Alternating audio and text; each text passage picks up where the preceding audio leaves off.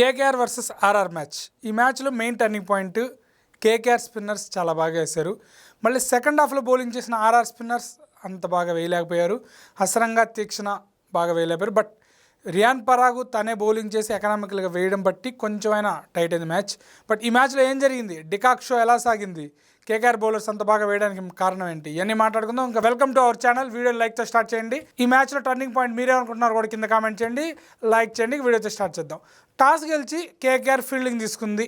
But మంచి డెసిషనే, ఎందుకంటే ఇది యూజ్డ్ పిచ్ కాదు గౌహతిలో, కాబట్టి ఫస్ట్ పిచ్ ఎలా బిహేవ్ చేస్తుందో చూసుకొని సెకండ్ బ్యాటింగ్ చేయడం అయితే బెటర్.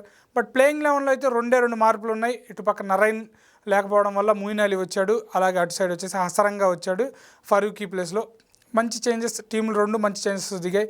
బట్ ఎక్కడైతే మ్యాచ్ స్టార్ట్ అయిన తర్వాత కేకేఆర్ స్పిన్నర్స్ ఇనిషియల్గా బౌలింగ్ చేశారు పవర్ ప్లే తర్వాత, అదే మ్యాచ్లో నిలబెట్టింది. దీనికి ముందు సంజు శాంసన్, జైస్వాల్ పర్లేదు అనిపించినా కూడా వాళ్ళైతే పెద్ద స్కోర్లుగా కన్వర్ట్ చేయలేక అవుట్ అయిపోయారు. తర్వాత పరాగ్ కూడా అదే పరిస్థితి. ముగ్గురు కొంచెం స్టార్ట్ ఇచ్చారు, కానీ తర్వాత వచ్చిన నితీష్ రాణా, శుభం దుబే అయితే ఫెయిల్ అయ్యారు. హసరంగాని వీళ్ళు ముందు పంపించారు. లాస్ట్ సీజన్లో ఏదైతే అశ్విన్ని ముందు పంపించి కొంచెం కౌంటర్ అటాక్ చేపించి కొంతవరకు ఇన్నింగ్స్ లాంగ్ వరకు తీసుకొచ్చడానికి ప్లాన్ చేశారు. అలాగే ఆ ప్లేస్లో అయితే వీళ్ళు హసరంగానే యూజ్ చేసుకున్నారు, కానీ హసరంగా అయితే ఫ్లాప్ అయ్యాడు. తర్వాత హెట్మైర్, జురెల్ కొంచెం పర్లేదు అనిపించారు. జురెల్ అయితే పర్లేదు, ప్రామిసింగ్గా కనిపిస్తూ ఉన్నాడు, కానీ వీళ్ళు కూడా రైట్ టైంలో అవుట్ అయిపోవడం. బట్ లాస్ట్లో ఆర్చర్ ఏదైతే క్యామియో ఉందో ఆ క్యామియో అయితే 150+ స్కోర్ అయితే చేశారు. ఇక కేకేఆర్ బౌలింగ్ వస్తే ప్రతి బౌలర్ కూడా వికెట్లు తీశాడు. మొయిన్ అలీ కూడా వికెట్లు తీశాడు. అలాగే స్పెన్సర్ జాన్సన్ అక్కడ ఎకనామికల్గా లేడు ఈ మ్యాచ్లో. బట్ కేకేఆర్ బౌలర్స్ పర్లేదు అనిపించారు. ఫాస్ట్ బౌలర్స్ కూడా చాలా బాగా చేశారు. వరుణ్ చక్రవర్తి ఇంక చెప్పలే, చక్రం తిప్పాడు ఈ మ్యాచ్లో.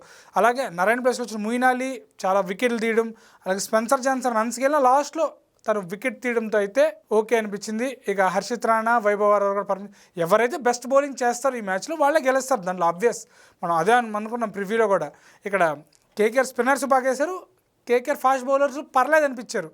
స్పెన్సర్ జాన్సన్ కానీ కొంత బెటర్గా వేసి, ఆ స్పెన్సర్ జాన్సన్ ప్లేస్లో వచ్చే ఎవరైతే బౌలర్ ఉన్నాడో అతను కానీ బెటర్గా వేస్తే కేకేఆర్ మళ్ళీ ఫామ్ అందుకుంటుంది, ఈసారి కూడా కంటెండర్ అవుతుంది. ఇక ఆర్ఆర్ విషయానికి వచ్చేస్తే వాళ్ళు మొయిన్ అలీని అయితే ఇనిషియల్గా కట్టడి చేశాడు. జోఫర్ ఆర్చర్ బోత్ వే స్వింగ్ చేస్తే బాల్ అయితే మొయిన్ అలీని కట్టడి చేశాడు, కానీ తర్వాత డికాక్ మటుకు వేరే లెవెల్ ఫామ్. అసలు తనకి ఇంతకుముందు రన్స్ లేవు, అసలు ఫస్ట్ మ్యాచ్లో కూడా తను త్వరగా అవుతాడు, కానీ ఈ మ్యాచ్లో మటుకు తను ఏదో పెద్ద ఫామ్ నుంచి వచ్చిన ప్లేయర్ లాగా మొత్తం మిడిల్ చేశాడు, అంతే క్లియర్ షాట్స్ అన్నీ.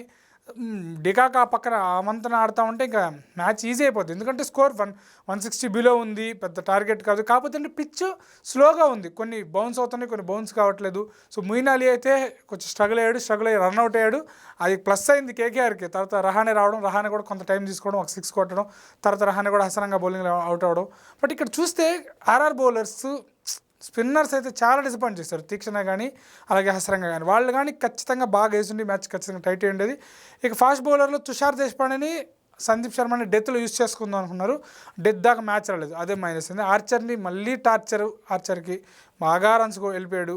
ఇనిషియల్గా ఫస్ట్ ఓవర్ బాగా వేసిన రియాన్ పరాగ్ ఎకనామికల్గా వేయడంతో అయితే కొంచెం మ్యాచ్ అలా సాగింది, కానీ కేకేఆర్ చేతిలోనే ఉంది. కానీ ఫస్ట్ 10 ఓవర్లకి కేకేఆర్ స్కోర్ 65 ఉండింది. అలాగే వీళ్ళు 90+ చేయాలనుకున్నాం, కానీ తర్వాత డికాక్ క్లియర్ చేస్తాడు ఎక్కడికక్కడ, చాలా బాగా ఆడాడు. 97 రన్స్ కొట్టాడు. ఇలాంటి పిచ్ పై 97 అంటే తోప్ ఇన్నింగ్స్ అని చెప్పుకోవాలి, చాలా బాగా ఆడాడు. బట్ గుర్బాజ్ని కాదని డికాక్ని ట్రై చేయడం కేకేఆర్, డికాక్ బాగా ఆడడం అయితే కేకేఆర్కి కలిసి వచ్చే అంశం.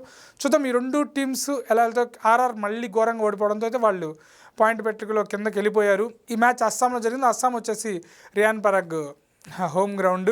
బట్ వీళ్ళు 2 మ్యాచ్లే ఆడతారు గౌహతిలో, ఆర్ఆర్, మిగతా అన్ని వాళ్ళు జైపూర్లో ఆడతారు. వీళ్ళకి ఇక్కడైతే మంచి రికార్డు లేదు, జైపూర్లో మంచి రికార్డు ఉంది. బట్ వాళ్ళ ఫ్యాన్స్ దృష్టి అయితే ఇక్కడ ఆడారు. సో ఆర్ఆర్ అయితే ఓడిపోయింది. సరే చూద్దాం, ఆర్ఆర్ బౌలర్స్ కంబ్యాక్ చేయకుంటే మటుకు ఇదే పరిస్థితి. సంజు శాంసన్ ఏమైనా నెక్స్ట్ మ్యాచ్కి కెప్టెన్సీగా తిరిగి వచ్చి బౌలర్స్ యూస్ చేసుకోవడం, అదేమన్నా చేంజెస్ చేసి మ్యాచ్ ముందుకు తీసుకెళ్తారా అనేది చూడాలి. ఇక్కడ ద్రావిడ్ సార్ కూడా కోచింగ్కి తన పదును పెట్టాల్సిందే, ఎందుకంటే ఆర్ఆర్ చాలా కష్టాలకు వెళ్ళిపోతుంది. ఫస్ట్ 2 మ్యాచెస్ వాళ్ళు ఓడిపోయిన విధానం కూడా వాళ్ళు ఫుల్ డిసప్పాయింట్లో ఉన్నారు. అక్కడ గేమ్లోనే లేరు 2 మ్యాచెస్ కూడా. అక్కడ బ్యాటింగ్ పిచ్ పైన ఓడిపోయారు, ఇక్కడ బౌలింగ్ పిచ్ పైన ఓడిపోయారు. కేకేఆర్ విషయానికి వస్తే చాలా పాజిటివ్స్ ఉన్నాయి మ్యాచ్లో. స్పిన్నర్ సూపర్, అలాగే ఫాస్ట్ బౌలర్స్ కూడా ఓకే అనిపించారు. ఇంకా బ్యాట్స్మెన్స్ అయితే డెప్త్ వరకు పోలేదు, ఓన్లీ కేవలం 2 వికెట్లు మాత్రమే పడ్డాయి. వాళ్ళ బ్యాటింగ్ డెప్త్ ఇంకా చాలా ఉంది. రస్సెలు, రింకు, వెంకటేష్ అయ్యర్, రమణ్ దీప్, హర్షిత్ రాణా కూడా ఉంది. బట్ కేకేఆర్ అయితే ఈ మ్యాచ్లో కంబ్యాక్ చేసి గెలిచింది. సో మీరేమనుకున్నారు కామెంట్ చేయండి. ఇలాంటి వీడియోస్ కోసం సబ్స్క్రైబ్ టు అవర్ ఛానల్. ఉంటాను. By. Thanks. Please like our video.